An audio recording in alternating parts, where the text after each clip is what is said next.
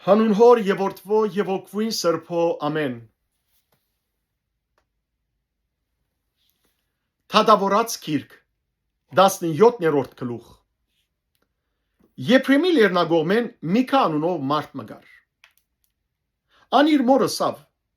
քեզ մի առնված այն 1100 գդոր արձաթը, որուն համար անիծեցիր եւ ագանչներուս ալ խոսեցար, ահա այդ արձաթը իմ քովս է, զայն ես արերեի։ Մայր անորը սավ, օրտնյալը լաստիրոջ մեն որդյագս։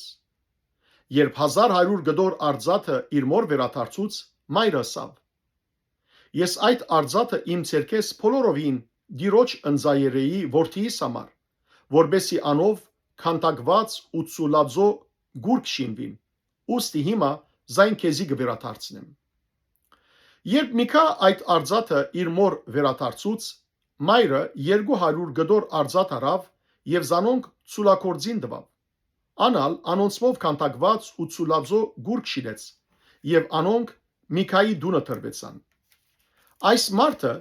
Միքա աստվածներու դումը ունեցավ, եփուտ եւ ընտանեկան գուրքեր շինեց ու իր որդիներեն մեկը նվիրեց, որ իր քահանան եղավ։ Այդ օրերը Իսրայելի մեջ թագավոր չկար։ Յուրաքանչյուրը իր աչքերուն ուղիղ եղածը գներ։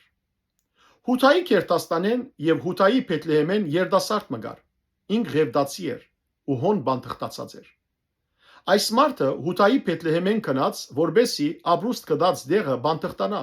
ու ջամփորդելով մինչև Եփրեմի լեռնագողմը Միքայի դունը հասավ։ Միքա իրեն ասավ. «Ուրգե գուքաս»։ Ինքալանորը ասավ. «Ես Ղևդացի եմ, Հութայի Փեթլեհեմեն գուքամ եւ ապրուստ կդած դեղս բանտխտանալու գերտամ»։ Միքա իրեն ասավ. «Իմ քովս բնագ է,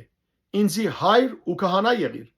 եւ քեզի ամեն տարի 10 գդոր արձատ ցերկ մը փոխելիք հագուստ ու ապրուստդ կուտամ»։